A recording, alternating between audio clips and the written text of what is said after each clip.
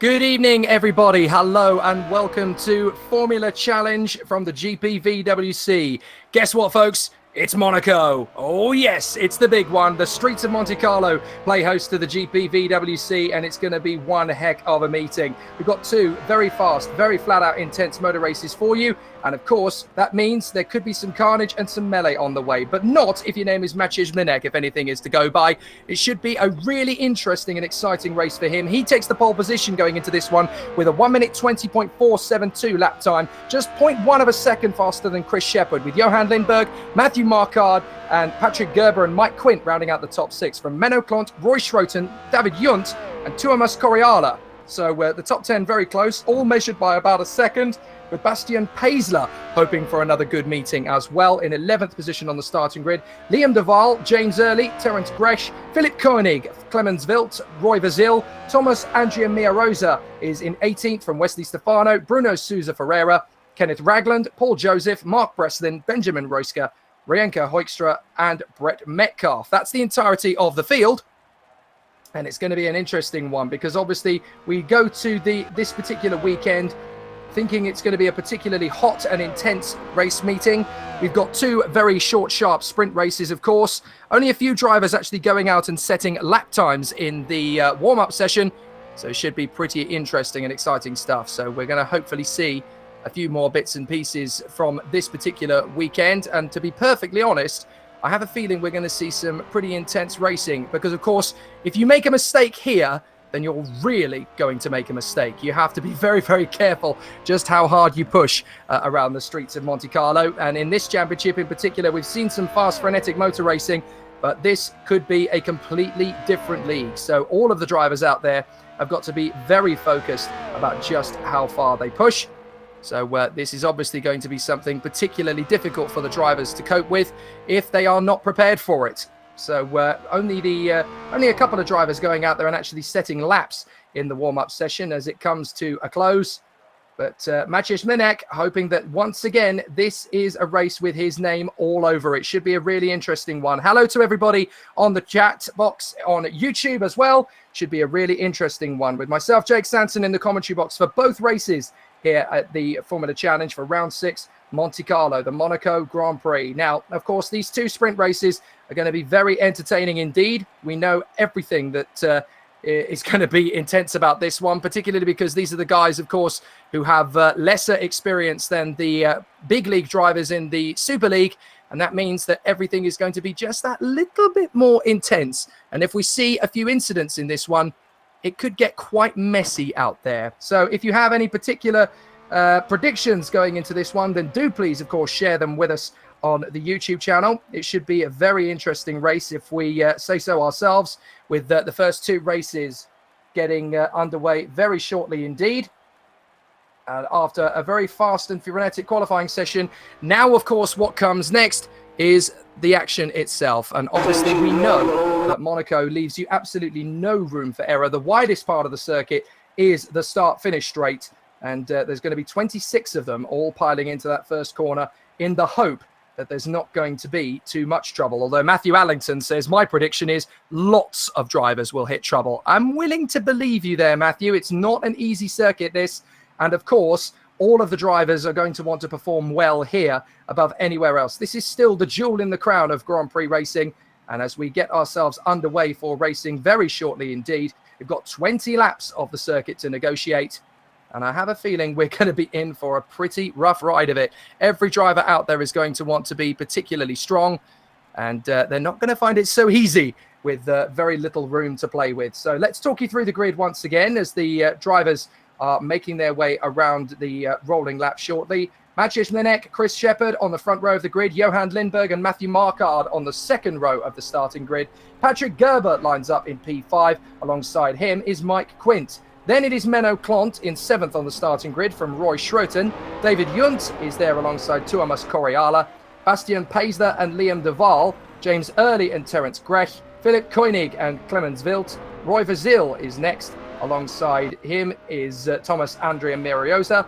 Wesley Stefano and Bruno Souza Ferreira. Kenneth Ragland and Paul Joseph. Mark Breslin, Ben Royska, Rienka Hoekstra and Brett Metcalf. That is, of course, how the qualifying session played out. in terms of lap times, and pretty incredible to consider that we had an astonishing gap between each of the drivers out on the starting grid. But the cars are now negotiating their way around the circuit. Now, obviously we had qualifying, but we've also had penalties to take into account. So several drivers are obviously a little further down the grid. So Matthew Marquardt is actually on pole position. Patrick Gerber second. Mike Quint is third. Menno Klont in fourth from Roy Schroten. Johan Lindberg. David Junt. Tuomas Koreala in eighth position. Maciej Minek was fastest in qualifying, but of course he now has to line up in ninth position. Then we have Liam Duval in 10th place. James Early in 11th. Terence Grech is 12th. Philip Koenig is in 13th place. Clemens Wild in 14th, ahead of Thomas Andrea Miarosa. Bruno Sousa Ferreira in 16th on the starting grid from Kenneth Ragland in 17th. Paul Joseph is in 18th position. Breslin 19th. Ben Royska is 20th. Brett Metcalf is 21st. Nicholas Dimitris is 22nd, although I noticed that Dimitris is looking likely to be starting from the pit lane. Simon Watman is 23rd. Chris Shepherd, who qualified second on the grid, finds himself all the way down in 24th position on the starting grid thanks to his penalty. Bastian Paisler is 25th. Roy Vazil is 26th from Wesley Stefano and Rienk Hoekstra. So we're not entirely sure how this race is going to go down, but Matthew Marquardt is bringing his car onto the pole position. So we are about to head into the unknown as the YTF1 car of Matthew Marquardt is on pole position. Now, this is going to be particularly interesting with the Bastwick Grand Prix driver Patrick Gerber alongside him. Scuderia Basilia's Mike Quint in third from Menno Klont in the Stax Racing car. And then, of course, Roy Schroten in the Thunderdog and Johan Lindberg in his YTF1 car. Should be a very interesting motor race, this one, as the final few drivers get themselves into position on the starting grid. Nicholas Dimitris starting from the pit lane. Race is underway shortly here in Monaco. We're racing. Good start by Marquardt. Gerber's going to get him alongside. He slots into second position neatly and tidily as we go into the first corner for the first time. No trouble amongst the front runner. Oh, big roll, big roll! Oh my goodness me! That is James Early and upside down. We've got a queue, we've got a massive pile up. Liam Duval is ninth position and he is the leader of the pile up. Maciej Minek facing the wrong way. Ragland is in there, Ferreira, Andrea Mariosa, absolute disaster. Now, I want to see how that happened again. Liam Duval trying to avoid the carnage around him. It was David Junt that went off, and obviously the race has been restarted. So it's a red flag after a big pile-up. But what an absolutely disastrous start. That looked to me as if it was David Junt and James Early who got into the mix of it first. Just watching it back again. Big pile up into the first corner. It was one car that went up on two wheels. Dear, oh dear, oh dear. Two wheels there, and it caused a massive pile up. So it was David Junt, I think, who got airborne, as well as James Early, and that triggered an absolutely unbelievable roll. And basically at that point, there was nowhere at all. Now, the race is going to be restarted. Gerard van der Weide basically calls it right. James Early says that anti-cut flipped me. So, yeah, it was a difficult problem for the drivers there. So that means that this race, I think that's the first time this year, isn't it, that the race is going to be restarted. So that's a big moment for the race as we get our red flag. So difficulties then for the start of this race as we return to the pits and everybody gets their cars repaired, and hopefully we'll be straight back into the race. So here we go, and it's going to be a very interesting one this time. So we're going to go round again for another rolling lap, and obviously it's time to take it a little bit easier this time about. Well, we knew that there was going to be trouble. I didn't think it would happen that early. It looked as if it was going okay for the first initial getaway. And then all it took was a tiny little error. And it all went hey-ho after that. So Matthew Marquardt on the front of the grid. Patrick Gerber in second position. Mike Quint in third from Menno Klont. Roy Schroten, Johan Lindberg, David Junt, Tuomas Koreala. Maciej Minek starts ninth. and Liam Duval in 10th position. So this is going to be an interesting one. We'll still have 20 laps, so it's going to be an interesting one. And of course, don't forget that 20 laps, not only that, but we're also going to have a second race to do this as well. Now, I'm trying to remember the last time we had multiple restarts. We go around for another formation lap, of course. So we get an opportunity to show the cars this time round. Matthew Marquardt on the front row of the starting grid, pole position. In qualifying itself, he was actually the 4th fastest car on the circuit, half a second slower than Linek. But obviously Shepherd and Lindbergh likewise, as well as Linek, got penalties. So they are dropping down the order as a result of that. So it's Marquardt that runs around on the rolling lap from pole position. Patrick Gerber second, Mike Quint third from Menno Clont, Roy Schroeten, Johan Lindbergh, David Junt, Tuomas Koreala, Maciej Linek, Liam Duval, James Early in 11th. Please don't roly-poly this time, James. Terence in 12th, Philip Koenig, Clemens Wilt, Thomas Andrea Meriosa, Bruno Sousa Ferreira in 16th from Kenneth Ragland, Paul Joseph, Mark Breslin, Ben Royska, Brett Metcalf in 21st, Simon Watman in 22nd, from Chris Shepherd in 23rd, Bastian Paisler in 24th, from Roy Vizil, Wesley Stefano, Riank Hoekstra, and Nicholas Dimitris, who is going to be starting this race from the pit lane, I do believe.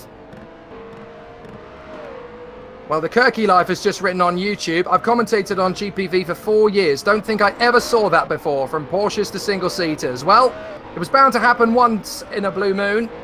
It's happened now, but hopefully that is the last time.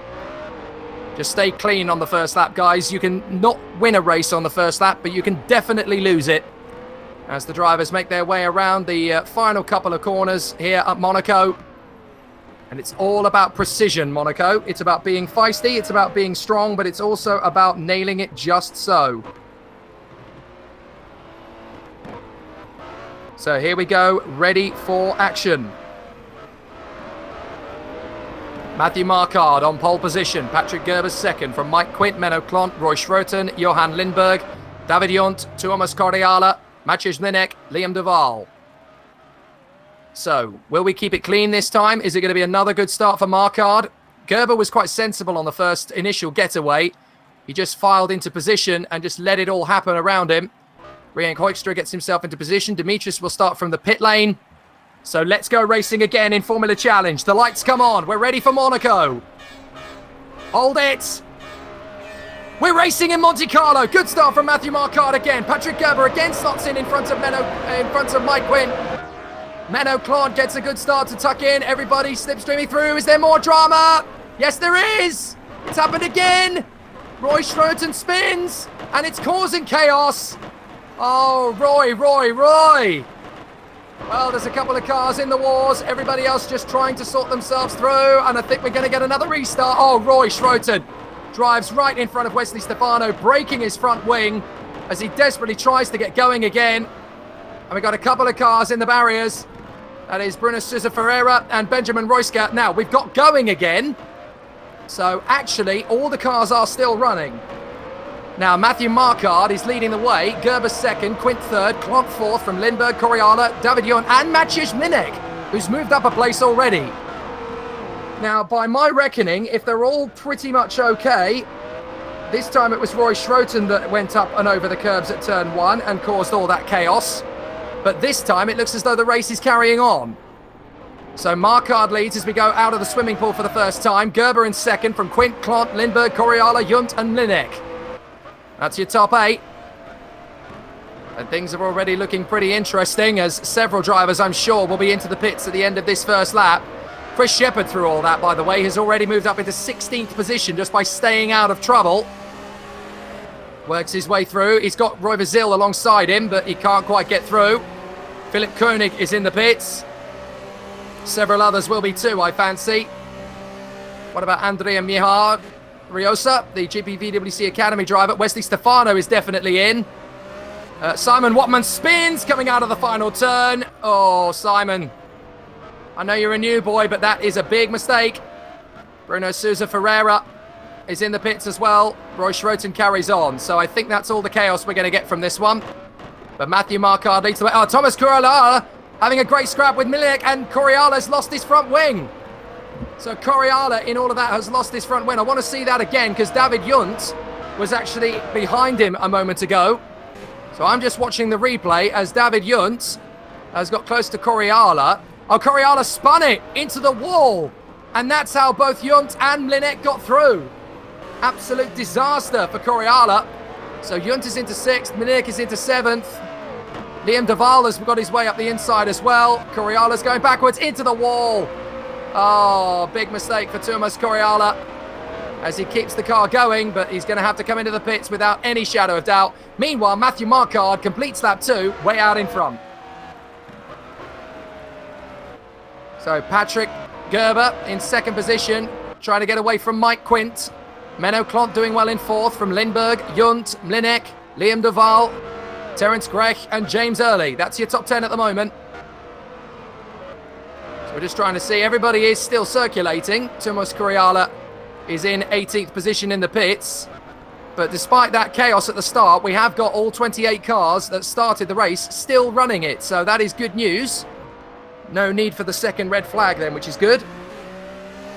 So Matthew Marquardt leads the way. Patrick Gerber is only 1.2 seconds behind him.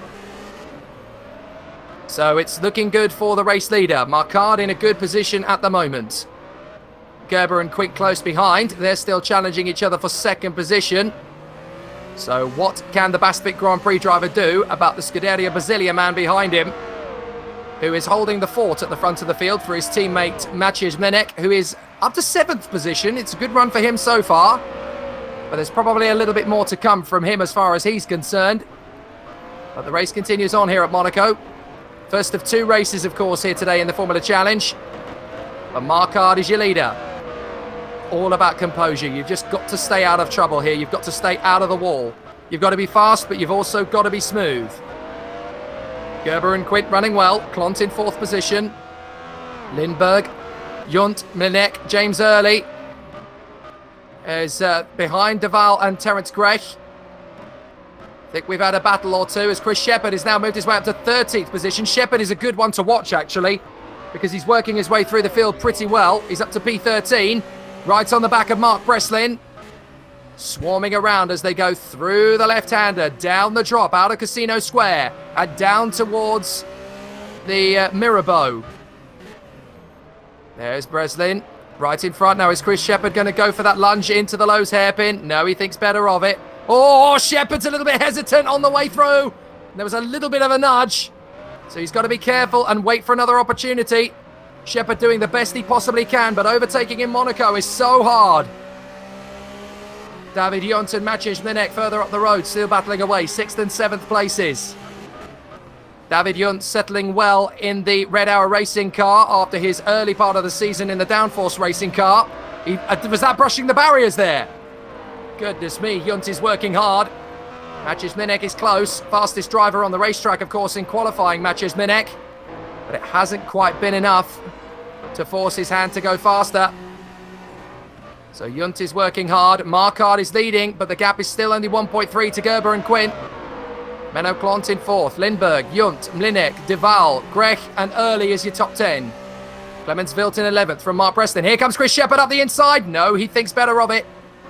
He decides to wait. If he gets a good run out of the first corner, he's got a good chance here. Up towards Casino Square again. Misses his chance. He'll have to think about it, but it's really difficult. Oh, contact! Wilt has gone and Shepherd's had nowhere to go but into him. Oh no, Clemens Wilt. Big disaster right in front of these two. He just lost it coming out of the Casino Square. Well, we knew there were going to be an incident or two in this race.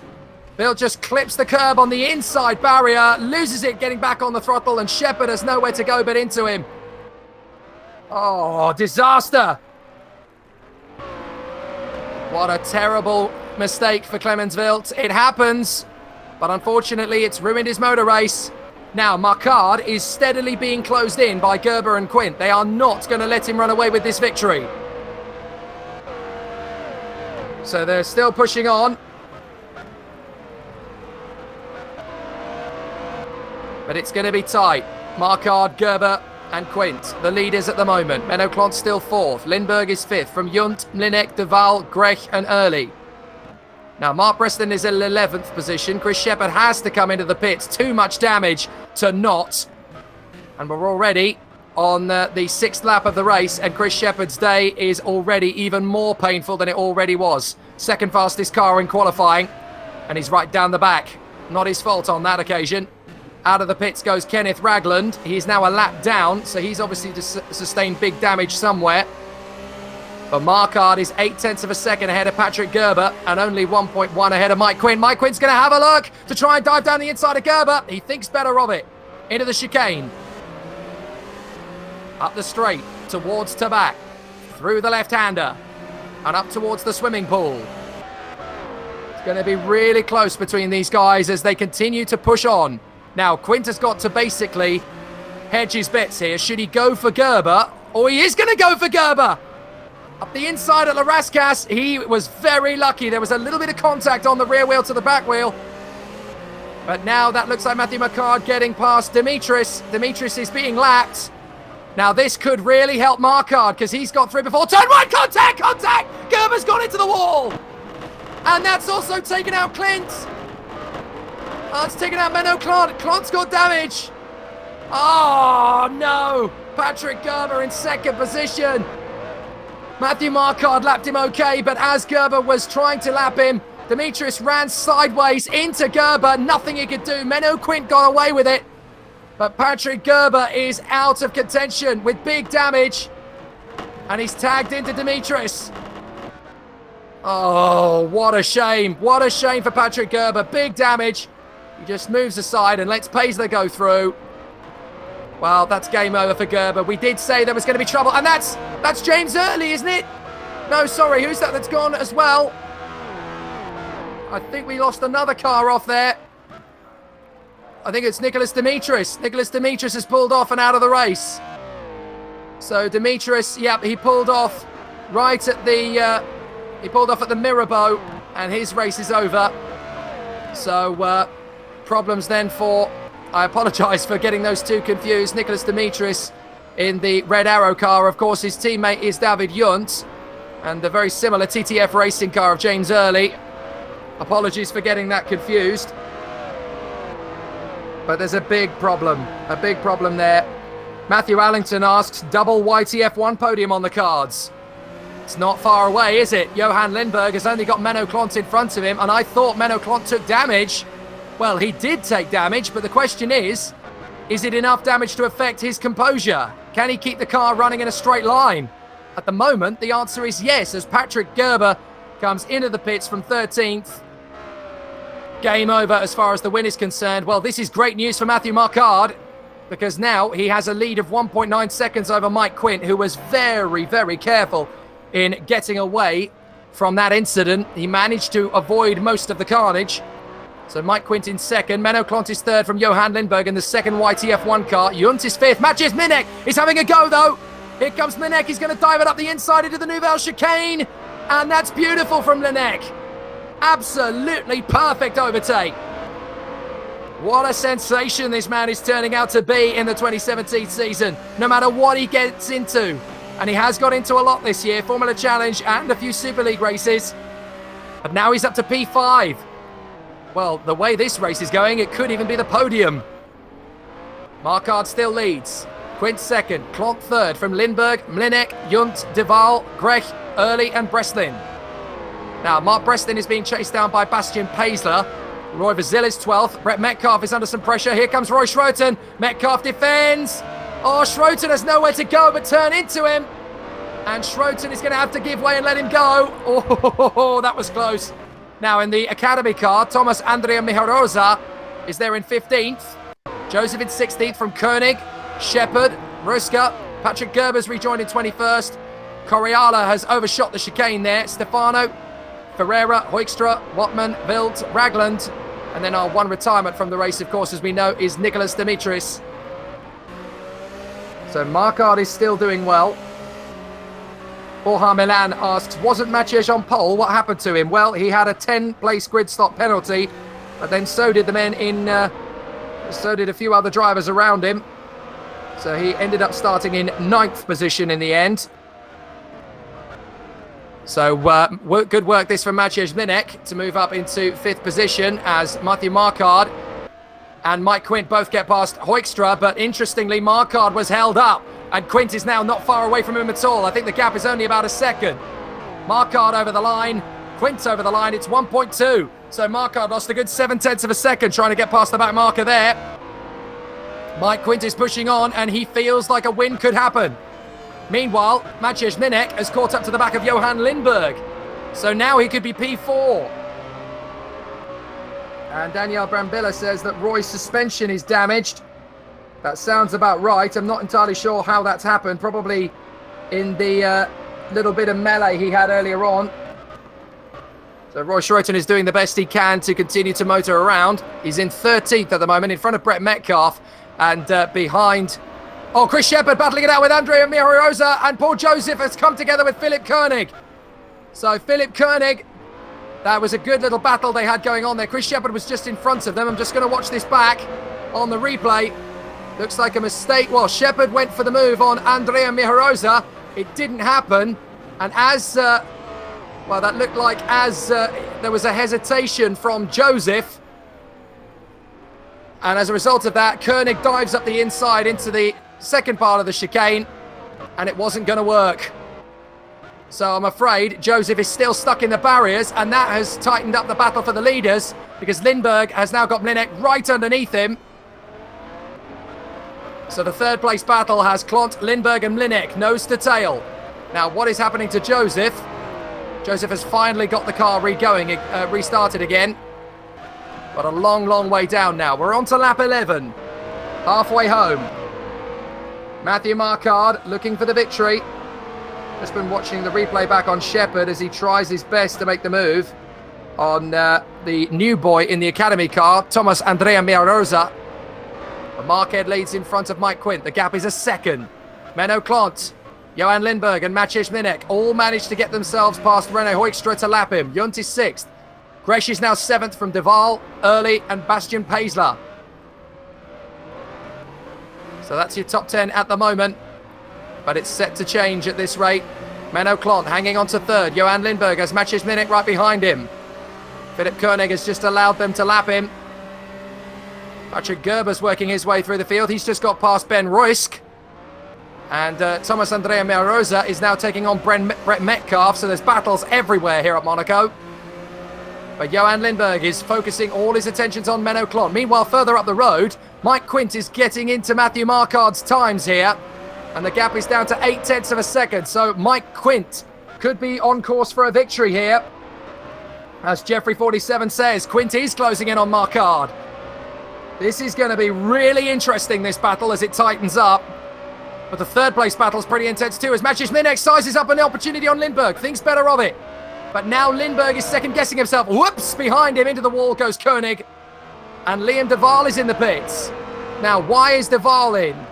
He's gone off on the previous couple of corners. So De Waal made a mistake coming into Tabak, I think. And that's what's cost him his chance in the race. So he's hit the wall, and De Waal is in trouble.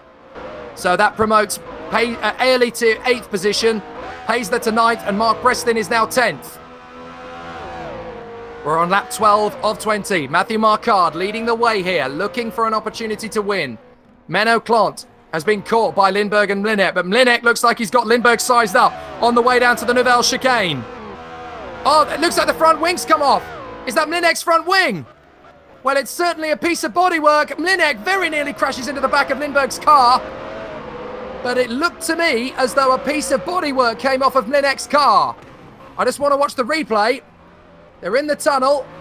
Either that or they're running over somebody else's bodywork. I'll double check. No, now it was up the road. Menno Klont ran over the front wing of somebody else. So that's what happened. Apologies there. Now Mike Quint is on the very back bumper of Matthew Marquardt now. 0.3 of a second. Just watch Liam De Waal's incident again on replay. He went off the circuit on the way down to the Nouvelle chicane. He hit the barriers. So that's what Menno Klont ran over. He ran over the front wing. As Mlinek goes up the inside of Lindberg, side by side, and he's through. Great move from Maciej Mlinek on the exit of turn 1. He kept the space, gave Lindberg enough room, but made sure he went through in a P4. Brilliant work from Linek. So now he's just one place away from the podium. Great driving this from Maciej Minek. Roy Schroeten is out of the race though, by the way, as to is Rienk Hoekstra. So both drivers out of the race, I'm afraid to say. It's game over for Thunderdog. Suspension failure for Roy Schroeten. Here's the battle for the lead. Matthew Marquardt has got Mike Quint all over the back of him. Mike Quint has an opportunity. He almost goes into the wall there. Trying again, and Chris Shepherd is in the pits. Oh dear, poor Chris Shepherd. He lost his win quite a while ago. We'll double check how that happened. I'm just watching the Maciej Minek move on Johan Lindberg again. He sized him up. Lindberg went wide at turn 1, and Linek just stuck his foot in and said, I'm going for you, mate. Beautifully done. Very beautifully done. Now, Marquardt goes into lap 14 of 20. He leads the way. Mike Quint is now right on the back of him. Now, what can Matthew Marquardt do to shake off the attentions of Mike Quint? Quint is working hard here to close Matthew Marquardt down and put him under pressure. Matthew has just got to keep the pressure cooker in his advantage here. They've got more back markers to lap. Breslin's out from the top 10. He spun it into back, and the car too badly damaged. So Breslin is out. Now that means that it's Marquardt from Quint, Clont in third, Mlinek in fourth, only 9/10 of a second behind Menno Clont. Lindberg is fifth from Junt, Grech, Paisler early, and Roy Verzil is now in the top 10. Liam de Val's back up to 11th, despite his incident. Metcalf is 12th from Andrea Miariosa. Gerber is up to 14th again. Royska 15th from Stefano, Sousa Ferreira. But this is the battle up front. Mike Quint on the back of Matthew Marquardt. And it's a similar story with the other. It's a similar story with the other Scuderia Basilia, as Maciej Minek makes a look on Menno Clont. So a battle for first, a battle for second. Now Mike Quint has dropped a long way back. What happened there? He was right on the back of Matthew Marquardt. But what happened? Into the Rascasse hairpin. I think he made a mistake. Oh, yes, he did. He hit the barrier twice. Matthew Marquardt hits the barrier twice. And the back end of the car is sliding. He's got suspension damage by the look of it. Oh, Mike Quint in real trouble. Real trouble. So Matthew Marquardt can basically control the pace of this race. The others are 10 seconds back. All Matthew has to do is just keep it pointing in a straight line, and he's won it. Mike Quint is struggling with a crippled car. There's no way that car is going to be easy to drive now. And as a result of that, it's all going to be a difficult one. Now, Menno Clont is struggling in third place as well. Maciej Minek is closing up. But because he can't get by, Johan Lindberg in fifth position is closing up. And David Junt is catching them all. Grech in seventh. Paisler is eighth from Early, Verzil, Deval and Metcalf. But Matthew Marquardt in first. Mike Quint is struggling in second position with a car that's really a handful now. He hit the wall big time at the final turn. So he's trying his best to keep the car pointed in the right direction. And how is he managing that? He's still only a second behind Marquardt. This is an incredible run from Quint. He's obviously taken damage, but he's still able to keep it on the straight line. Jeffrey47 on YouTube writes, I would love to know Matthew's feeling right now. I don't think I could repeat how he's feeling right now. The pressure is going to be that intense at the moment. And he knows at this point it's his race to lose. Meanwhile, Daniele Bambilla says, thrilling race, another reason why Monaco has to stay. I completely agree. It's not a modern racetrack. It is not a proper Grand Prix circuit anymore. It is not of the same standards as all of the others. But I tell you what, for a one-off blast, there is nothing quite like it. Now, Maciej Minek still on the back of Menno Clont. Johan Lindberg in fifth position. He's lost a bit of time there. I wonder if he's gone into the barrier. Thing is, if you go into the barrier but not too hard, you can still keep going. We've lost 5 drivers so far. Breslin, Schroeten, Coriala, Hoekstra and Dimitris. But how is Menno Clont going to cope with Maciej Minek breathing down his neck? Quint is actually back on the tail of Marquardt. Surely he can't be able to run that quickly compared to Matthew. But he is. I could have sworn he'd have more damage than that. But apparently not. Well, Maciej Minek continues his charge after Menno Klont. What if Mike Quint wins this despite hitting the wall? Oh, now they've got a spun car. That's Metcalf. Metcalf has spun into turn 1. How close was Chris Shepherd? Goodness me. Chris Shepherd, heart in mouth as he dives through and somehow knits the eye of the needle at 80 miles an hour. Goodness me, that was close. Now Menno Klont has got Maciej Minek all over the back of him. Minek thinks he can go for the podium. I think he can too. Klont is defending. Minek is having to be very tentative. Mike Quint is right on the back of Marquardt. It was 2/10 at the last split. I wonder if Quint's had another incident because he was right behind him. I'm just watching back again. Mike Quint had a go at Marquardt. He had a go up the inside and contact. So Quint was very lucky to keep going. Maciej Minek, meanwhile, is having a look at Menno Klont into the chicane. He's going to nudge him. He does. And somehow Minek gets the car stopped before there's a major accident. Wow. That was close. That was really close. So Mike Quint very nearly throwing his race away, but he's got another chance. And as we go into lap 18, there's 3 laps to go and there's more traffic. This could still work in Mike Quint's favour. Blue flags waving for the 3rd place battle as well as Brett Metcalf now has to get out of the way of Menno Klont, Maciej Minek and Johan Lindberg. But Minek's got a good run on Klont. Can he make it? Not in turn 1. Not if Klont has anything to say about it. Now Mike Quint was a second back on Marquardt. I think Marquardt's lost time. The gap is down to 0.4 of a second, so Marquardt lost 0.6 of a second in that last sector. I wonder if he made a mistake. Well, they've got Bruno Sousa Ferreira in front of them that they're coming to lap. Menno Klont is really under pressure from Maciej Minek now, but Mike Quint is having a genuine look at Matthew Marquardt for the lead. Now, he's got to be careful here. Marquardt's got past Bruno Sousa Ferreira. There's contact. He's gone into the wall. Oh, surely that's it for Quint. Surely he's hit the wall too hard. Surely there's going to be damage. Well, incredibly, it looks as if he's still going. Mike Quint is still going. Klont and Minek are still battling away for 3rd. What have they built that car out of? The Scuderia Basilia car is resilient. And he's still going after Matthew Marquardt. This is absolutely unbelievable driving. Mike Quint has got 2 laps to get past Matthew Marquardt now. But if Marquardt can win this, then he has soaked up all the pressure. Mike Quint has gone into the wall twice and is still right on his tail. Goodness me. If Mike Quint wins this, this is going to be one of the finest performances in GPVWC Formula Challenge history. Down the hill, through the Mirabeau. They've got a couple of slower cars in front. This is Quint's opportunity, and he knows it. Not yet. Not yet. You're not close enough. Marquardt is hesitating, though. There's a little bit of a nudge. That's okay for the moment. Wattman is getting right out of the way to allow them all through. Menno Klont is enough in front of Minek that we don't have to focus on him at the moment.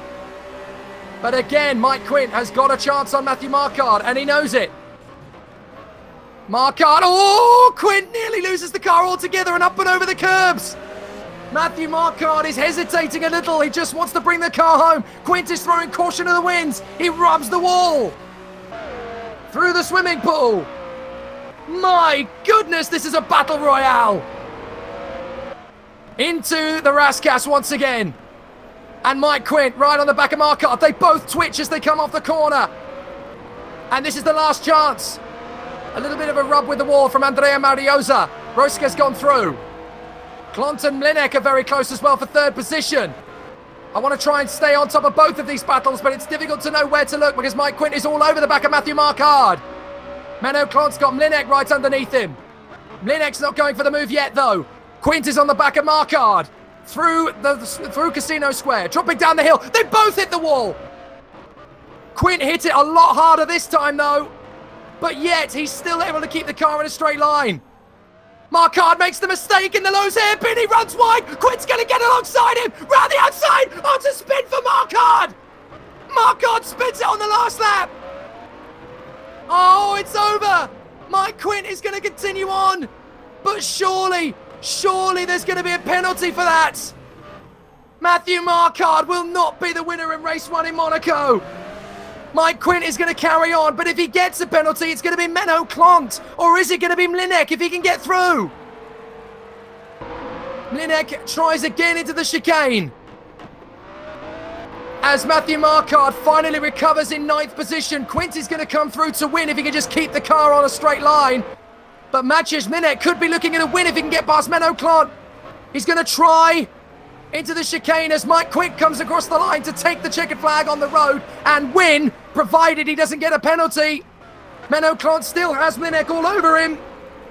Out of the final turn, Menno Clont is going to cross the line in 2nd. So Menno Clont will be in 2nd place over the line. Mlinek is 3rd. Johan Lindberg is 4th. Junt is 5th. Grech 6th. Will be 7th is early. Unless Bastian Paisler can get in before the line. But James Early is going to be 7th. Paisler in 8th. Marquardt will be an absolutely furious 9th. I don't believe it. And it looks to me as though Chris Shepherd made up 2 places on the last lap as well, past Andrea Miriosa and Sousa Ferreira on the second last corner of the last lap at the Rascasse. He made up 2 places. Matthew Allington screams exactly what Matthew Marquardt will be screaming. No! Roy Vasil 10th, behind Marquardt. Duval is 11th from Gerber in 12th. Roska is 13th from Shepherd. Andrea Mariosa, Ferreira, Stefano, Metcalf, Koenig, Joseph, Wilt, Ragland, and Watman. Mark Breslin, Roy Schroten, Thomas Cordiala, Rian Koikstra, and Nicholas Dimitris are the retirements. But that's a very controversial end to Monaco. Well, Wooden Platform says, I would not want to be in the race chat right now. I'm very glad I'm not, actually. That could not have been more dramatic if you tried. Oh, we knew there were going to be fireworks at Monaco.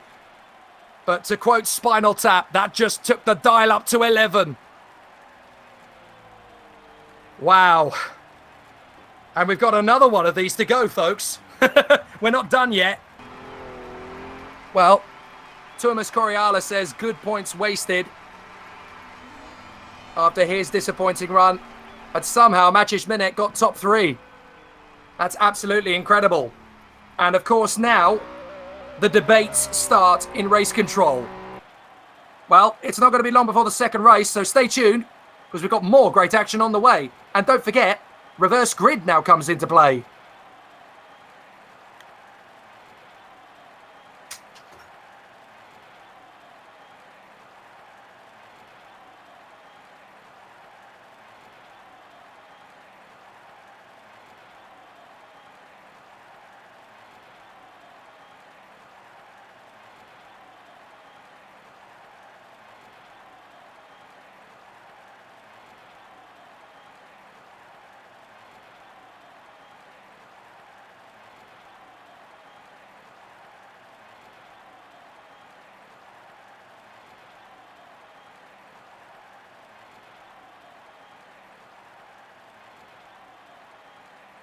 Well, just got my breath back from that first race, and I have to say, the debate has already started. Daniele Bambia says, I don't know. Quint had nowhere to go, honestly. Marquardt was not supposed to throw himself into the inside. Jeffrey47 says, have to agree with Daniele. It is difficult to know exactly how you call this one, to be honest. Interestingly, Bastian Paisler writes, who was letting me through? Who was that? Who was letting me through in a fight before the swimming pool? And he says, whoever that was, man, you deserve an Oscar for sportsmanship. I tell you what, that was a crazy race. Absolutely crazy race. And James Early says, Bastian, your overtake on me round the outside on the last corner was epic. And Johan Lindberg says, good racing everyone around me. The debate continues here. Wooden Platform says, Monaco is such a thin track, it can be hard to tell if there is room or not. Think Matt should have just accepted second. So it's an interesting one. It's very, very difficult, really. And I'm not entirely sure how we call it, to be honest. And Race control has got a very difficult job to make here. It's exactly 1/3 of the way through the season, of course, round 6 of 18 here at Monaco. And if you're new to this and you're watching for the first time and you're liking what you see, well, there's plenty more of this to come. Because, of course, there's more tomorrow night from the Super Cup, same time, same place. And on the Thursday, it's myself and Josh Anderson who take to the commentary box for the Super League, as always, on Thursday night. And it's going to be an interesting one on the Thursday night because I'm not going to be in my regular studio at Downforce Radio HQ. I'm actually going to be down at Gatwick Airport before I get on a plane to fly to Po for the Formula 3 Grand Prix, which will be live on motorsport.tv during the course of the weekend. So I'm getting a real feast of motorsport this week. And I've just managed to dash away from a studio commentating on the buildup UK karting series as well. And then later tonight, after this, I end up commentating on the British Racing and Sports Car called Porsches from Cadwell Park a week ago. So it really is quite hard work doing this sort of stuff, but I wouldn't miss the GPVWC for all the tea in India and China put together. So let's see how this all works out in the second race. Matthew Allington says quite simply, what could have been. Very true indeed. Well, Jack Mayer Racing says, MDR looking to fight back from an unfortunate race one. Come on, Koenig and Coriala. They had good opportunities in that race, didn't they? It's a shame that it just ended up the way it did. We're in the warm-up session at the moment. And, of course, drivers are just trying to get underway again. Now, an interesting one. Chris Shepherd has written in the chat, what happened in the tunnel, Roy and Liam? I'm not entirely sure what section of the race that was, but it's an interesting one. Oh, it says he didn't get an answer, and he just wrote, lost my wing because of that. Next time I will just Daytona straight through. Oh, you got to love the banter. You got to love the banter.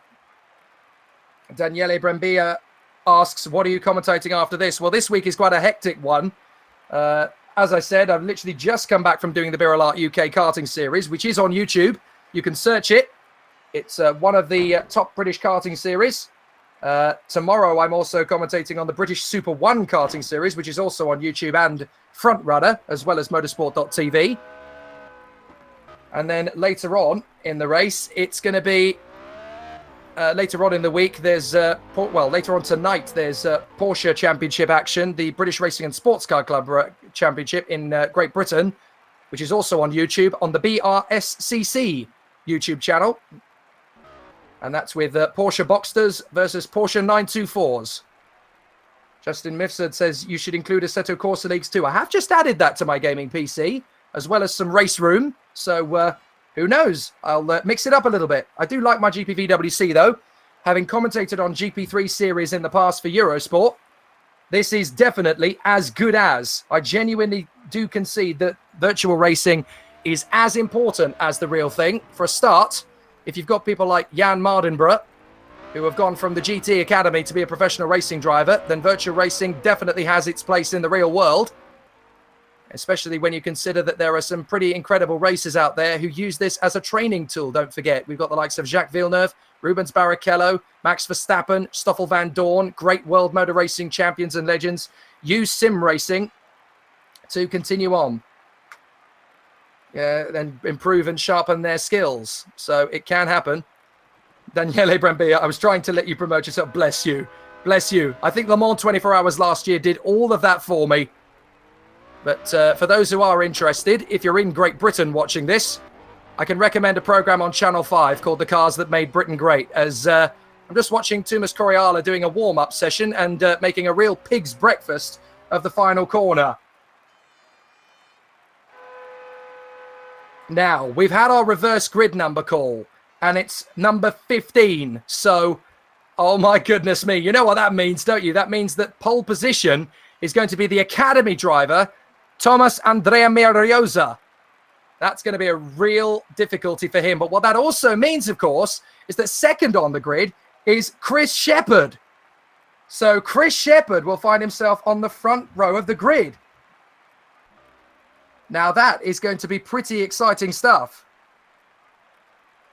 Gerdona writes on YouTube, lots of nice liveries on virtual racetracks as well. Yes, including Downforce Racing liveries. Neither of the cars are there for Formula Challenge this time.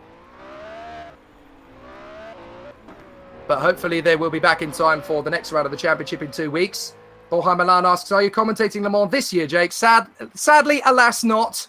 It will be left in the capable hands of me old mate Toby Moody and Martin Haven and the rest of the Le Mans 24 Hours team, the professional squad at FIA World Endurance Championship. But don't worry about me. Still got plenty of good stuff in the 2017 season to keep me warm and keep me busy, including, of course, all of the GPVWC. I really do genuinely love this series, and I raced home today because I knew it was on. And when I knew that it was Monaco this week, I went, okay, I'm doing Tuesday, I'm doing Wednesday, and I'm doing Thursday. This is going to be brilliant.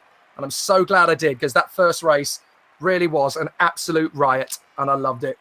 I'm hoping the second will be just as good, but of course, with the reverse grid, that is almost guaranteed. Now, I'm just trying to look through the reverse grid and figure out who's going to be in a strong position. Well, Chris Shepherd lines up on the front row. If he gets a good start, no one else might see which way he went.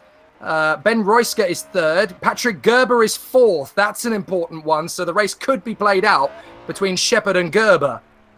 So that's a strong one. Deval is going to be P5. Roy Vazil will be sixth. Matthew Marquardt will have another attempt from P7. Paisler will be eighth. Ninth will be Early. And 10th position on the grid is going to be Terence Grech. Junt will be 11th from Lindbergh. Maciej Mlinek will start 13th. That's even lower than he started in race 1. Menno Klont is 14th position. Mike Quint is going to be from P15, the race winner, so don't expect him to be winning the second race. Bruno Sousa Ferreira is in 16. Stefano is 17th from Metcalf, Koenig, and Paul Joseph. Clemens Wilt will be 21st. Kenneth Ragland will be 22nd. 23rd, 24th is Simon Watman and Mark Breslin.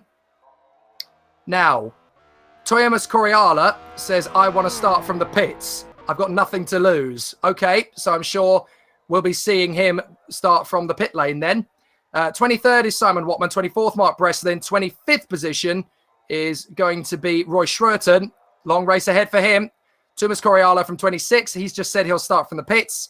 Riank Hoystra will be 27th. And 28th on the grid will be Nicholas Dimitris. So the pressure is now on for poor Thomas Andrea Mariosa. His first weekend in the GPVWC Academy car. And he starts from pole position. As if it couldn't be any worse. It's not only pole position, but it's at Monaco as well. Oh dear, oh dear, oh dear.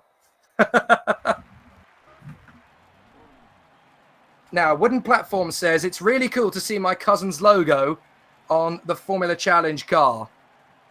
I'll have to keep an eye out for that logo. Wooden Platform, I'm not entirely sure who that is. I'm actually very, very flattered and honoured to see on the Red Arrow Racing car, I've noticed on the top of the airbox is the Downforce Radio logo. Very grateful to that. Yes, of course, I will do a shameless plug as it is my little radio station all about motorsport. But thank you to Red Arrow Racing for carrying the Downforce Radio logo on their car. You'll probably see a few of those logos around the circuit as well, supporting the GPVWC throughout the season. And we do have a section of our website which we are still building, which is dedicated purely to the GPVWC, hoping that the next generation of camera crew, race directors, racing drivers, race team owners will get involved in the sport, and it will just continue to grow as it has been in fine style. So hopefully there's going to be a future generation of more stuff to come from the GPVWC, and Downforce Radio is right behind it. So Thomas Andrea Miariosa gets himself into unfamiliar territory, the lead of the race. I cannot begin to imagine what he is thinking at this moment. I know what I would be thinking. I'd be thinking exactly the same that I was thinking when I was in the Formula Challenge in Valencia 2 weekends ago. I was absolutely bricking it, to coin a phrase. And this man is going to be even more so. By the way, folks, for those who thought it was very funny that I was racing at Valencia, for the Downforce Racing team. Rest assured, I will not disgrace myself again this year. I will do some testing first, get used to the car, and then I will get used to driving the cars properly a little bit later on. So Gerdiner says, how many restarts this time round? I'd like to think there's not going to be any. I think they've learned from the first one, to be honest. Although we did get 2 flips, didn't we? So difficulty there. We'll have to figure out how the race actually works out, but that is a difficult one. I hope we're not going to have any incidents. So Andrea Mijarosa is starting from pole position. Chris Shepherd from 2nd. Ben Royska is 3rd. Patrick Gerber from 4th. Liam Duval is 5th. Roy Vasil is in 6th. Matthew Marquardt 7th from Bastian Paisler in 8th. James Early is in 9th from Brecht in 10th position. David Junt and Johan Lindberg are on row 6 with Maciej Mlinek and Menno Klont. Mike Quint starts from 15th, hoping for another strong race. Bruno Sousa Ferreira in 16th from Wesley Stefano and Brett Metcalf. Then it's Philip Koenig and Paul Joseph, Clemens Wilt and Kenneth Ragland, Simon Watman, Mark Breston, Roy Schroeten.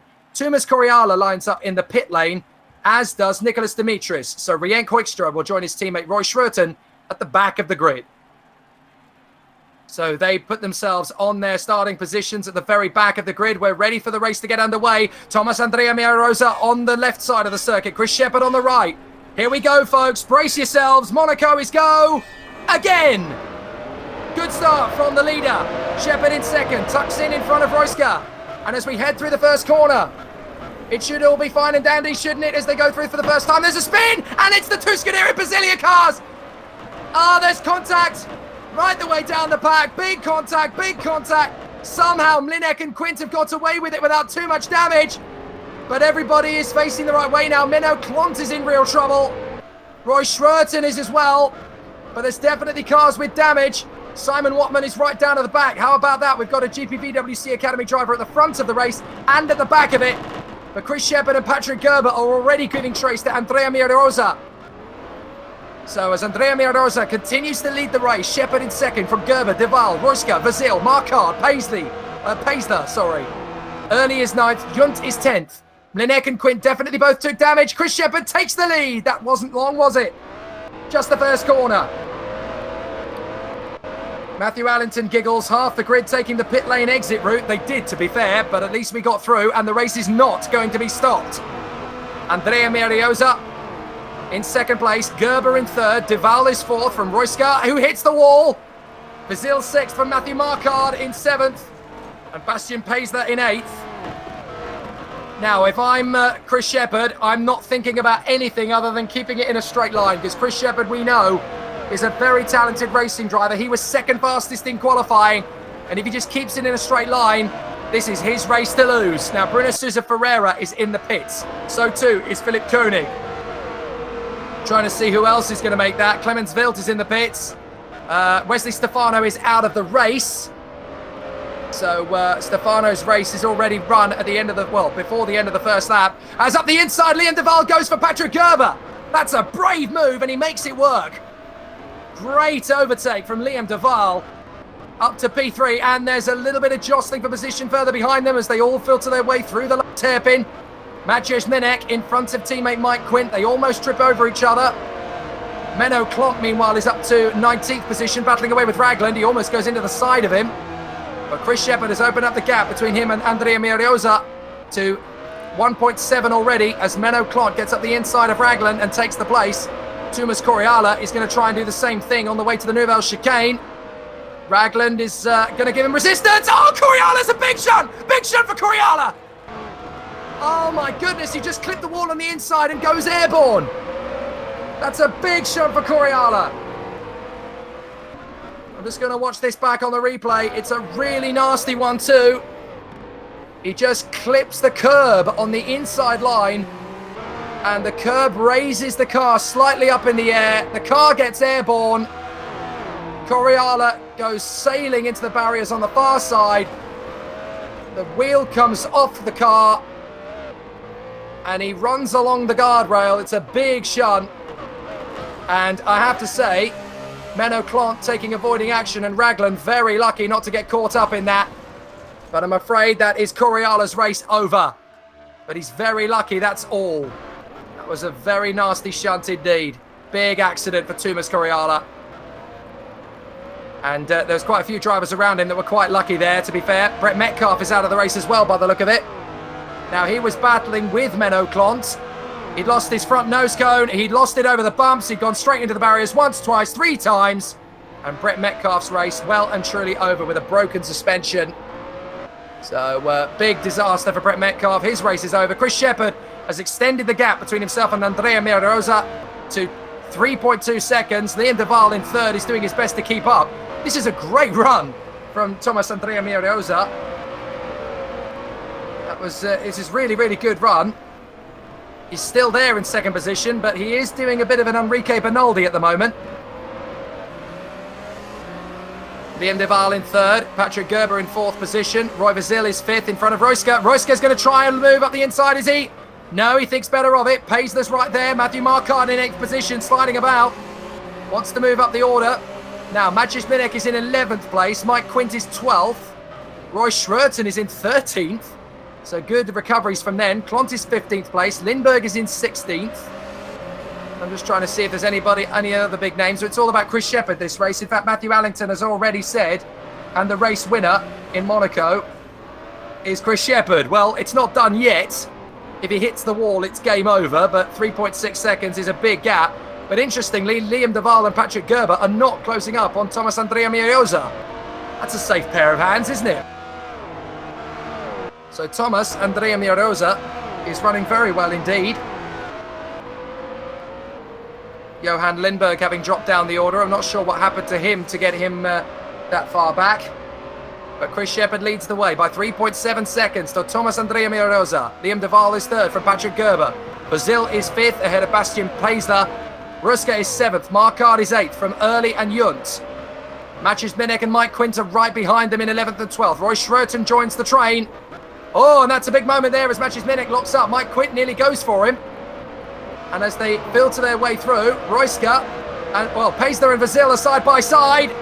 Neither prepared to give way. Both giving each other a bit of a room there, and Paisler goes through. Vazil in 6th position. That was brave, but they kept it out of trouble. And now Royska's trying to shoot himself up the outside of Vazil. That's not going to work. So Ben Royska waits for his another opportunity. Go up and over the... jump over the curbs there on the exit of the Casino Square, down the Mirabeau. And Paisler in front of Vazil, Royska, Marquardt, Early, Yunt, Mlinek and Quint. Roy Schroeton in there as well, nudges the back of Mike Quint's car. So we have 3 retirements in Metcalf, Correala and Stefano. Nicholas Dimitris is back in the pits. But the lead continues to grow between Chris Shepherd and Thomas Andrea Mirosa. Liam Duval still in third with Patrick Gerber behind him. They are starting to make inroads now into Andrea Mirosa. But the youngster just needs to keep going. So let's see how they continue to run. Andrea Mirosa through the Rascasse. Losing time to Liam Duval. Duval, Gerber closing up. Paisler has got rid of Vazil, who's now getting stuck into by Royska and Marquardt. Early's dropped back a little bit. Yunt, Linek, Quinton, Schroeton right in behind, and Terence Grech is not a million miles away. Menno Clont has got Johan Lindbergh right on his tail. So again, battles everywhere you look for second position, for 6th position, and down to about 15th position. We've got a spin further back. That's Terence Grech. Terence Grech spins it at turn 1. And he rejoins in front of Mark Brestin. Brestin should get him on the run up the hill. Oh no, it's going to be tight between these two. Greg has to let him go. Wow, that was close. Meanwhile, back at the Lowe's hairpin, we've got Vazil, Royska, Marquardt, Early, Yunt, Mlinek, Quint, Schroeton in a long traffic jam. It's a 6-car queue. On, Royska's hit the barrier, and that's going to put them 3 wide. Marquardt and Early getting in there, and it's chaos in the tunnel. Early's gone to the front of the queue. Marquardt and Yunt, we've got a spin further back. As Ben Royska goes to the back of the queue, Quint gets driven into by Schroeton, and it's a spin in the middle of it. That is David Yunt. David Yunt spins it. Oh dear. Now it's messy, and now Menno Clont's going round the outside. At the back. No room! Oh, and in goes Lindbergh. Oh, boys, come on! David Junt really should have left him space there. Lindbergh's now got big damage. Menno Klont's got big damage, I would think, as well.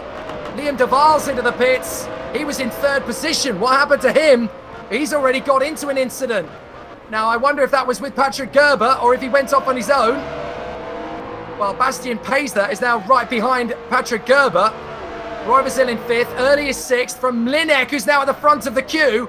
In front of Matthew Marquardt. Marquardt twitches. So Mike Quint is coming at him. Roy Schroeten's to his right, though. This is amazing racing. They all tighten up into the first corner once again. Schroeten wobbles, so too does Marquardt. Linek's trying to get away from them and drop the hammer as they work away. Mike Quint in 10th. Royska's down to 11th. Junt has recovered in 12th. But this is an absolute riot. Once again, Shepard is out in front, dominating. So this is still going well.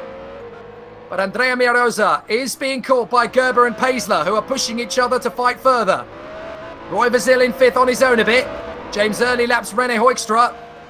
Maciej Minek gains time in the process. And Matthew Marquardt got a little bit balked, so Schroeten, Quint and Ben Royska should close up a little bit there. My goodness me, this is one heck of a race. Bastien Paisler, right on the back of Patrick Gerber. And Ben Royska's had a big one. Ben Royska's had a big one. I want to see what happened there. Oh, he went off of the swimming pool into the barriers and boom, wheel off. Game over for Royska. I just saw that one. I was looking elsewhere, I'm afraid. So Ben Royska. That's race over for him. Liam de Waal has passed his position. Ken Raglan likewise. Raglan's got damage to his front wing. So Raglan is going to be the next driver into the pits. And we've got Simon Wotman, Rienk Hoekstra, Brett Metcalf, Tumas Coriala, Wesley Stefano, and now Ben Roysk all out of the race. More retirements than the first race already, and this is only lap 8. Shepard leads by 7.8. Oh, Chris Shepard pushing hard here. Almost went into the barriers at the back corner on the way to the swimming pool. Behind him, Andrea Miarosa, still in second from Gerber and Paisler. Paisler's dropped back a little bit, but Gerber's still right there in third. Brazil is P5. Early has got Maciej Minek right underneath him now for the top 6. My goodness, what if Minek could get the podium in both races, considering he started race 1 from 9th and race 2 from 13th? That would be absolutely astronomical. So the racing carries on here in earnest. And to be perfectly frank, this is probably going to be better action than we'll get from the real Monaco Grand Prix weekend. Brazil, Early, Mlinek, Matthew Marquardt, all in the top 8. Marquardt's got pressure from Roy Schroeten. Early's got pressure from Maciej Minek. And now Andrea Mariosa has actually got pressure from Gerber. Menno Klont in the pits. Damage to his car. That was sustained half a lap ago. So Menno Klont in trouble, I'm afraid. Shepard, his teammate, is 9 seconds clear of Andrea Miarosa. Patrick Gerber in third as Bastien Paisler back underneath him. So these three tightening up for second. Brazil is 5th. Early still has Maciej Minek underneath him. So Mlinek tries to close up. Marquardt in 8th from Schroeten and Mike Quint. Junt is 11th. Breslin 12th from Joseph, Grech, de Waal, Koenig. Lindbergh down in 17th. He's had an eventful race. Menno Klont, Clemens Wilt, Kenneth Ragland, Bruno Sousa Ferreira and Nicolas Dimitris. So Chris Shepard goes into lap 10. He's just run over a piece of bodywork, I think. I'm not sure whose bodywork that was. Here comes the battle for second as Gerber has to back down on yellow flags because we got a spinner. Now that looks to me like Clemens Wilt's teammate there. So Clemens Wilt, that's Kenneth Ragland. Kenneth Ragland, who spun off a turn 1 there. Lost the back end and goes into the barrier. So Ragland's race is over. And that means that now we've got Andrea Miarosa, Gerber and Paisler nose to tail. They were side by side going into turn 1. They had to back out of it because of a yellow flag. And it looked to me as though Andrea Miarosa was getting very sideways, trying to hang on to the car. But he's got to lap Nicolas Dimitris cleanly. Dimitris gets the blue flag, moves right to the side. Well done, Nicolas. case you're watching this back later, Nicholas, it was great fun battling with you in Valencia. You were very clean, and he does so again here today. Very clean racer.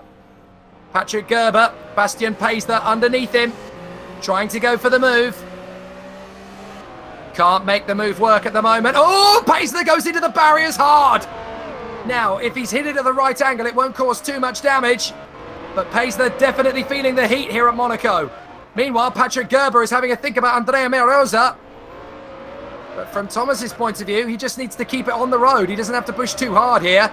If Gerber goes for a manoeuvre too early, then it could be his day done too early as well. Goes for it in the first corner. Nothing doing there. 7 retirements now from this race. Ragland, Royska, Votman, Hoekstra, Metcalf, Cordiala and Stefano. But Chris Shepherd leads by 12.7 to Thomas Andrea Merosa. Patrick Gerber and Bastian Paisler having a great scrap. Gerber goes wide. Now Paisler's got a chance into Mirabeau if he can line up the inside. He doesn't do it yet. He could have a go into Lowe's. This is where I'm focusing on at the moment. Great battle, although the battle for 5th position is pretty intense now as well. Vasil, Early and Mlinek having a great scrap with Marquardt in there as well. Roy Schroeten is not far away in 9th. Mike Quint is now behind him. So Mike Quint has made a mistake somewhere. Matches Mlinek's up to 6th and he's going for Roy Vasil. Andrea Mariosa still in front of Gerber and Paisler. Vasil, Mlinek, Early, Marquardt, Roy Schroeten and Mike Quint. That's your top 10. And there's a great battle for 5th position, led by Roy Vasil. A great battle for 2nd, led by Thomas Andrea Mariosa. And Chris Shepherd is falling asleep at the front of the field. He's practically racing around Paul Ricard for how far ahead he is of the 14.3 is the gap. But Andrea Mariosa, well, that's the first big mistake he's made in this race. And this is going to give Gerber a great chance. Gerber up the inside. He takes 2nd. Is Paisler going to go through as well? Yeah, do you know what? Andrea Mariosa decides, do you know what? I've been very lucky up to now. I've lasted 11 laps in 2nd place. I want a good finish. If I let them go and they take each other out, I'll finish 2nd anyway. I'm not getting into an incident. I'm going to be safe. And that could be a very smart move. So Gerber and Paisler both get through. Now, Roy Vasil has got Matches Mlinek all over the back of him. Mlinek's going to try. Doesn't quite get close enough yet. But this battle for 5th position, very intense. And the way things are currently going, Thomas Andrea Mariosa might well be on the front of this queue very soon. Vasil, Mlinek, Early, Marquardt, Schroeten, Mike Quint, and, well, I was going to say not too far behind is David Yunt. The gap is now 11 seconds. Roy Vasil being caught by Mlinek on the run down to the Nouvelle Chicane. But not yet. Mlinek might get a chance into Tabac, though. He's got a good run. Vasil blocks. Can he go right around the outside? No. Vasil blocks to cut him at the braking zone. Good defending from Vasil. Now further up the road, Paisler is swarming all over the back of Patrick Gerber as well. Still this 5th place battle continues to intensify as Gerber and Paisler continue to run around for 2nd and 3rd. Down to the braking zone. And Gerber has Paisler much closer. Andrea Mariosa is doing his best. Vasil has got Mlinek all over the back of him. Early tail. Schroeten is next. Quint is 9th. Marquardt has dropped back. Now, how did Marquardt drop to the back of the queue? The answer is, I don't actually know. Because it happened over 30 seconds ago. So I'm trying to figure out where he's gone. And where he's lost out. But I can't see that, unfortunately. He dropped to the back of the queue quite a while ago. Ah, now it's out of the chicane. He made a mistake in the chicane. So he came out of the corner, lost the back end, rubbed the wall, and somehow kept going. But Schroeten and Quint both managed to get through in the process. Ah, now there's a spinner. That's got to be Clemens Wilt. So Wilt spins in the Nouvelle Chicane just as 2nd and 3rd place go through. Patrick Gerber and Bastian Paisler. And that's James Early spinning at the chicane. James Early now drops out. He rejoins in 10th, but he has spun out. So I just want to see what happened to him. He came out of the tunnel looking neat and tidy. There's a battle going on in front of him. And James Early got hit by Schroeten. He got hit by Schroeten. Now that's definitely going to get picked up by the stewards. Schroeten now battling away with Mathias Mlinek side by side. And Schroeten goes into the wall. Surely Quint is going to get by. breathe a sigh of relief because Mike Quint is going to try very hard to get past Roy Schroeder. Oh no! Marquardt's got in! Oh, Mike Quint's race and Marquardt's race are practically done. Marquardt's lost his rear wing. Mike Quint's lost his front wing. Oh dear, that was all started by Roy Schroeder, I'm afraid to say. Well, that was pure chaos, and Marquardt is out. Matthew Marquardt is out with suspension failure. Dear, oh dear, oh dear. Well, that was not good. So good battling, but up to a point, but unfortunately it all ended in fisticuffs, and it's still not done yet, don't forget, because Gerber's still got Paisler all over the back of him. This is now the next closest battle on the racetrack. Linek is trying to close back up on Roy Schroeder, but Gerber is still defending from Bastian Paisler as we are on lap 15, or at least Chris Shepherd is. He's going up the hill towards Casino Square. Gerber is only just through the final turn. That's how big a gap Shepherd's got. Well, that was pretty chaotic. But Matthew Marquardt's race run. Gerdiner writes on the YouTube feed, uncharacteristic for Schroeder. I completely agree. He's not a driver by reputation. So maybe just in the wrong place at the wrong time. But now Maciej Linek is getting back onto the tail of him, and James Early comes into the pits. So I think he's had another off somewhere. Yes, he has. And he's lost his front nose cone. So with 14 laps done, we're on lap 15, and Gerber and Paisler still fighting for that second place. Thomas Andrea Mariosa just hanging on in there in fourth place. This is such a mature drive from Thomas. Considering he started from pole position, he's an academy driver, and he had all the pressure of the world on him. He has driven so coolly. That kid is worth a look for the future. Roy Vazil and Roy Schroeder now battling. Here we go again for fifth position. Maciej Linek is at the back of the queue. Mike Quint is still going despite that accident. So Quint did take some damage, but clearly it wasn't enough to keep him going. Those Scuderia Basilia cars are brilliantly set up. Even with incidents, they're able to keep going. Well, Matthew Allington writes on the YouTube feed, Quint's going to hate Marquardt after today, I think. Well, yeah, twice he's been involved in incidents with him. But I don't think it's as harsh and as clear-cut as that. They're racing drivers. They're going to give each other some fights. But fair play to both of them. They gave as good as they got. And it's racing. It happens. Right, the fifth place battle. Watch it. Vazil, Schroeder, Linek. Schroeder's going to have a look for Vazil. Linek's going to try for both of them. They worked their way through the first corner. Vazil has Schroeder right underneath him. Puts his nose out to try and move. There's not a lot of space. Vazil continues to hold the position in front of Schroeder. Schroeder's getting a little bit feisty now. Maciej Linek wants to get through and into the top six. He's in seventh place. But still they battle. Still they quarrel. Meanwhile, Liam Duval, having returned to the circuit, is now in 13th, battling it out with Paul Joseph. Just taking a look at the Gerber-Paisler battle. Still nothing much to choose between them as Paisler continues to hassle Patrick Gerber. Vazil still in front of Roy Schroeder. Linek still trying to get one up on him. Very close stuff. Jack Mayer Racing jumping up and down for joy on the YouTube channel as Philip Koenig goes into 15th position ahead of Johan Lindberg.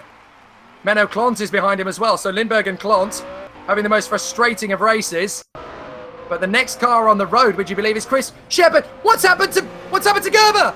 Has Gerber gone into the wall? Yes, he clips the wall on the inside of the swimming pool, and Paisler spun with him. I don't believe it. Gerber and Paisler spin off together. That's exactly what we feared might happen. Now Paisler is going to continue on, but that was a big hit. How much damage has he got? Gerber is out of the race. Now, that's a big one. Paisler in second place is now 22.8 seconds back. Gerber is out of the race. Andrea Mariosa is still third now. Vazil, Schroeder and Linek are battling over fourth place now. Now, if these three tangle and Paisler's got too much damage, Andrea Mariosa is going to be second. Oh, Thomas, don't lose it now. That was close. Just keep it on the black stuff, Andrea Mariosa. You could get second here. I was going to say the victory. In Chris Shepherd's current form, it probably isn't going to happen. Shepherd is just running around, cruising on a Sunday afternoon. That was a big, big incident, though. Bastian Paisler running in second. Somehow, it looks as though Gerber has only hit a certain part of Paisler's car, and he's been very, very, very lucky indeed. There doesn't look like there's any cosmetic damage, and I think he's managed to stay out of trouble in terms of the points, in terms of the suspension as well. I think he's all right. I think Paisler's car's okay. So Andrea Mariosa, having started from pole in his first weekend at Monaco, is going to pick up a third place. That is pretty amazing. So Shepard leads the way, 23 seconds ahead of Bastian Paisler, who seems to have got away with it, the luckiest man in Monaco. Somehow, in that big incident, he has avoided major catastrophe. Now, Roy Vasil is still fourth, but Maciej Minek is now up to fifth. I'm sorry, I was watching another part of the circuit. I'm now watching the replay back, and it's a pretty exciting battle because Schroeter managed to make the move on Vasil, then failing to do so, he tags the wall, and that's enough for Maciej Minek to get through. So that is absolutely incredible. Now, Terence Grech is in the pits, so clearly he's had an incident somewhere on the racetrack. And we've now got, how many retirements? 9. Stefano, Coriala, Metcalf, Hoekstra, Votman, Royska, Raglan, Marquardt, Wilt. And we've got Gerber out, of course, as well. Sousa Ferreira is now out, so that's 11 retirements. Now, where is Bastian Paisler? Trying to figure out where Bastian Paisler is. I've lost his camera for the moment. Bastian Paisler's in trouble. Bastian Paisler looks like he's in trouble. Bastian Paisler has disconnected, I think.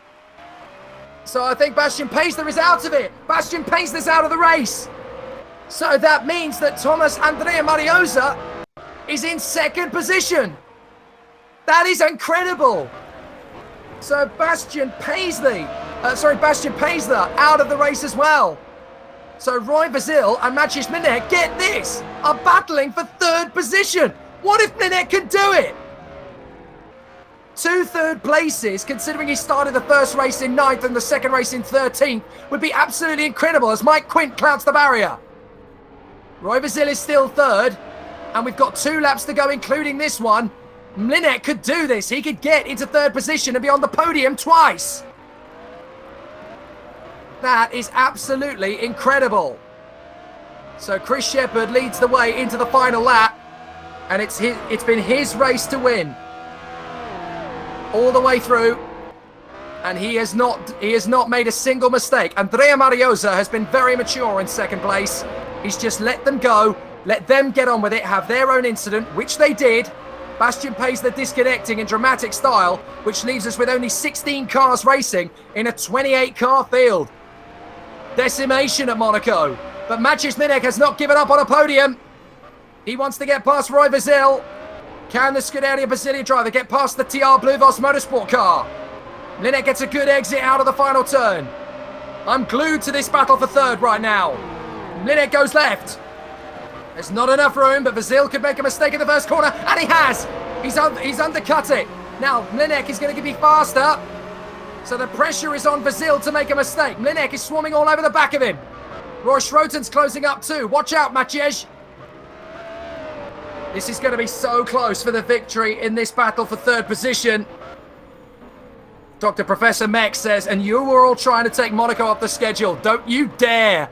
Not in GPVWC. It's amazing. Chris Shepard rounds the Rascasse for the final time. It's been a crushing victory for him. He comes out of the final turn. The Stax Racing team will be delighted as Chris Shepard wins race 2 at Monaco in the Formula Challenge. Great result. Back to the third place battle though. Maciej Minek knows the Nouvelle Chicane is basically his last chance. Vasil shuts the door. Minek's going to keep trying. There is a chance he could get on the podium. And he knows it. Vasil knows it too. Vasil is trying his best here to hang on.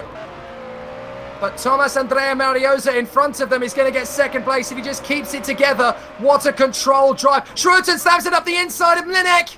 Can't get through. Andrea Mariosa is second. What a brilliant drive from the Academy racer. And he's delighted. Vasil is going to be third. Minek's going to push him to the line, but Vasil gets there. Minek is fourth from Schroeter. Quintin sixth. David Junt is going to be seventh. What a sensational weekend. Jeffrey Fournier writes, yes, yes, yes. Well done, Chris. Brilliant drive by Chris, says Gerdner. What a drive. Dominant victory. David Yunt in 7th. Mark Breslin is going to come home in 8th place. Terence Grech comes home in 15th, over the line, a lap down. Demetrius comes home in 16th place. James Early, after all that, comes home in 9th. Liam Duval is 10th. From Koenig in 11th. Joseph is 12th, just in front of Menno Klont and Johan Lindberg. With Grech in 15th, Demetrius in 16th. And one of the most crazy pair of races I've ever seen in any form of motorsport. Absolutely fantastic. Absolutely brilliant performance there in the Formula Challenge. Amazing races. Great victories by Mike Quint and Chris Shepherd. And we'll hang around a little bit longer just in case there's a driver or two who wants to catch up with us after some sensational racing. It's been absolutely amazing. It's absolutely terrific. Brilliant work all week long from these guys. Stacks Racing naturally elated with the victory. Yes! On the YouTube feed.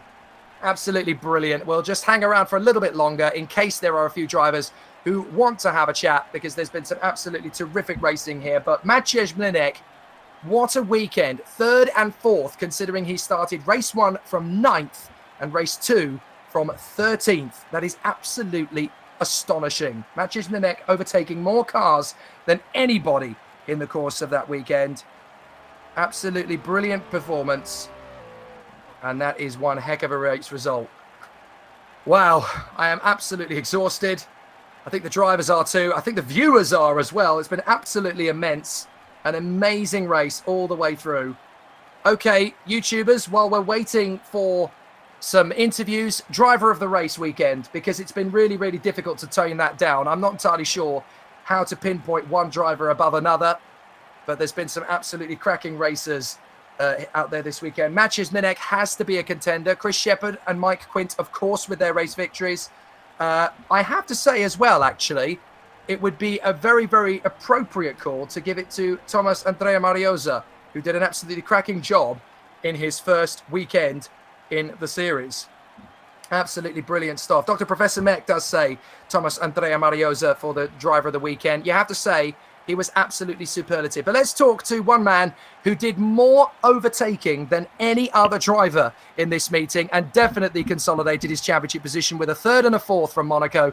It's Maciej Mlinek. Maciej, well done. What an absolutely amazing pair of races from you. Yeah, and I'm exhausted. I'm not surprised. Talk us through race 1, because obviously pole position in race 1, and then you had to take the penalty. So it was about working your way through car by car. I mean, what was going through your mind all the way through? I was just waiting for others' mistake, and I was trying to use it as my advantage and pass the cars in front. I think it mainly worked like that, and that's why I finished that high in race 1, and also some crashes in front helped. But oh my god. Well, you really are exhausted. I mean, that second race in particular, going from 13th to 4th, and you so nearly got a podium out of it as well. I mean, that must have been one of the races of your life. Yeah, Roy Versailles was blocking like hell. No one wasn't able to overtake him. And I was trying from like half of the race till the end, and I saw no opportunity. Not good opportunity, but because there was some small, but it will be sudden death overtakes. That's why I stayed behind him, and I used that he collided with Roy Schrotten in the Tabak. Absolutely incredible. And you made more overtaking moves than any other driver in the weekend. And obviously, you know, considering how far back you were starting, you couldn't be happier in terms of championship points either. Yes, I'm very happy that I'm pulling away from Roy. That's my main target currently. Well, absolutely fantastic. Congratulations, Maciej. A brilliant pair of races from you. Well done. You really deserve this. Well done, mate. Thank you. Right, let's talk to the man who won race 1 after an astonishing drive. It was really tight racing, but a winning race 1. We'll talk to him about that. Mike Quint for Scuderia Basilia. What an absolutely fantastic performance. We just spoke to your teammate, Maciej Mlinek. that was an incredible first race. You must be absolutely over the moon about that one. Yeah, of course, but I'm not incredibly happy because I made contact with Matthew, but it wasn't really my fault. I had the line, he kind of dived in on me, and well, we collided, so that's unfortunate for him, but I took the win. I think I was really competitive all race. Of course, it's Monaco, so it's difficult to overtake, but yeah, also Patrick got hit by the back marker, and that was really lucky for me. I managed to get P2 from him, and then I just caught up to Matthew, and then that happened, and I won. That's absolutely incredible. I mean, it was very close. I mean, drivers on the supportive of you know, it was very close. You were battling side by side. It was very tough. It was very close, but you gave as much room as you felt you needed to. Yeah, of course, and well, it's always very difficult to really know where your opponent is. I knew he was there the inside, but he was barely there. And through that turn, you just can't go side by side. It's just not going to happen. So I gave him enough space to back out, but he broke even later than me. And then, of course, he was going to spin. I could do nothing about it.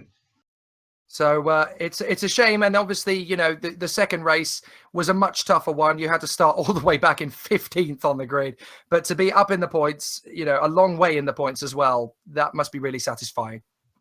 Yeah, it's really satisfying, and I made contact with Matthew again in turn one, but this time he really came from a far away back, so I really couldn't do anything about this one. And then I believe he lost his rear wing even, but yeah, after that, just following the train in front and finishing P6. Okay, well, a fantastic weekend for you, Mike. Congratulations on the win, and we'll see you out in 2 weeks. Yeah, thank you. Good job. Right, let's move to the man who won the second race of the weekend now after an absolutely dominant display in the second. I think he'll be forgetting race one in a hurry, though. Let's talk to Chris Shepherd. Chris, yo, let's not even go there with race one because that was... To be honest, race one was what got me there, to be honest with you, for the race two. Well, that's true. That's true. I mean, you know, the luck went your way. I mean, you came home 14th in race one, which must have been, at the time... With a double overtake on the last corner of the last lap. I know. And that overtake is what won you the second race at the end of it, because you count back, and obviously it was 15 for the win. Exactly. For the I didn't take those two places. I was finishing the 16th. That's absolutely incredible. I mean, so I suppose I had now to pit twice as well in race one. Sorry to interrupt. No, that's true. I had 2 pit stops for my front wing. Monaco is so deadly. You go round a turn, there's a car there. You can't see it.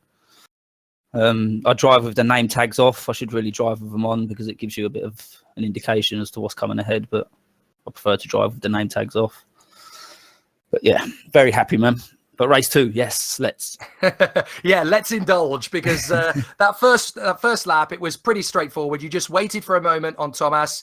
Yeah. I guess you kind of assumed that with Thomas being an academy driver, his first weekend, he wasn't really going to give you too much of a hassle. Yes, well, the overtake kind of materialised itself. I mean, I had a bit of a gap behind him coming down to the chicane, so I just braked a bit later than normal, and I just noticed that the difference in braking was incredible, so I just eased off and just let it slide up the inside, and that was it. Absolutely incredible. And from there, you didn't really look back. It was just a case of banging another lap, banging another lap, banging another lap. It wasn't really a race for you. It was just... No, that's it. I was probably losing a tenth or so under the braking, just to make sure, just to be careful. A couple of times I kind of switch off, not thinking, and just go into autopilot, or I'm just trying to think I'm still practicing, and had a couple of hairy moments, and then your kind of brain re-engages and think, just go careful, slow down, bring it home. In such brilliant style as well. And that's a big jump in terms of championship points as well. Yes. So that must really help you. Yes, very happy. Very happy. Fantastic. Well done, Chris. And absolutely brilliant drive at Monaco, and what a great win. Well done. Thanks a lot, Jake. Cheers. Right. Let's hand over to a man who was in several incredible battles over the course of proceedings. Menno Klont. Let's have a chat with Menno. Menno, that could have been better, but it could have been a lot worse as well. I mean, you got into quite a lot of battles all over the place, didn't you?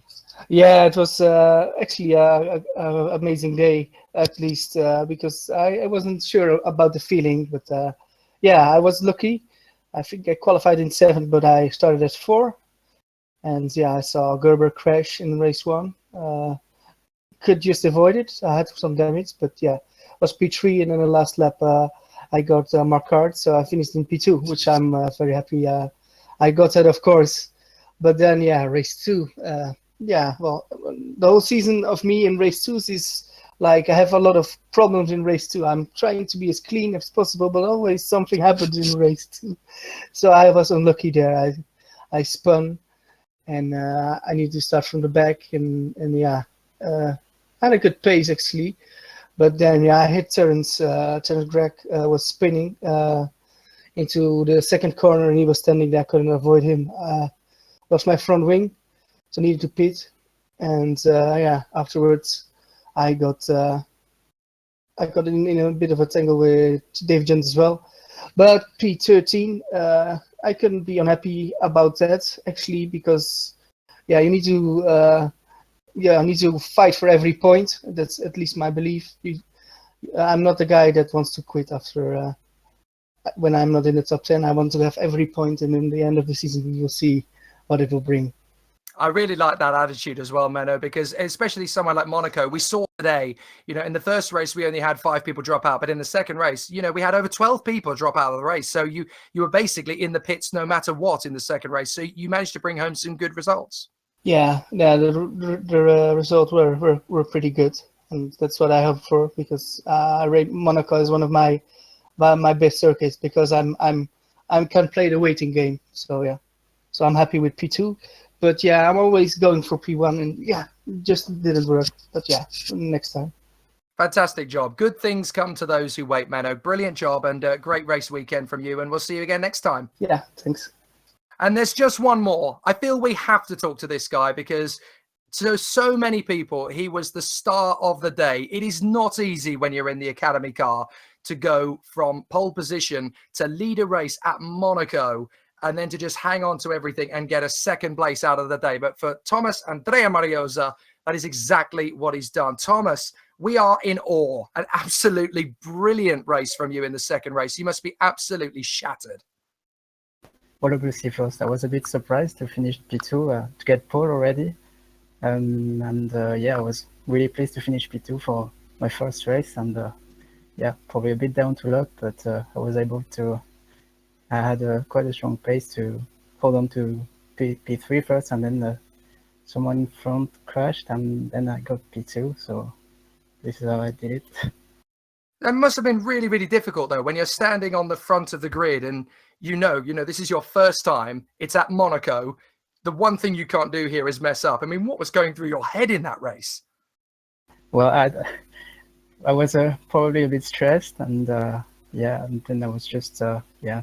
Menno told me that I just have to drive carefully, and well, it's Monaco, so it's quite difficult to overtake. So had a good chance to make a good result. So yeah, I was a bit stressed, but yeah, in the end, as long as the race was going by, and I was probably more relaxed, and then I saw that the guys behind weren't catching up. So it was I was a bit more relaxed in the end. Well, absolutely incredible, Thomas. You did an absolutely brilliant job on your debut, and I'm sure there's going to be an FC team that's going to want to take you full time after this. Brilliant job, mate. Well done. Thank you. Yeah, I would like to drive for the rest of the season if anyone is interested. Oh, I'll get you connected with some good people. Good job, Thomas. Brilliant work. Thanks. Well, I tell you what, I'm absolutely exhausted, but we've got to come back and do it all again tomorrow night, because we've got Super Cup tomorrow, same time. Don't forget, we've got a feature race with pit stop, followed by a sprint race. And then, of course, on Thursday night at exactly the same time, myself and Josh Anderson will be in the box for the big one, the Super League at Monaco. Oh, yes, it's Monaco week, baby. Hope you've enjoyed this one. It's been an absolute dream. Thank you to David Francic on cameras. And thank you to all of you for watching, and everybody at the GPVWC team and race control, all of the drivers and teams doing an absolutely cracking job. My name's Jake Sanson. We'll see you again tomorrow night for more of the same from the Super Cup on the streets of Monaco. Don't go anywhere.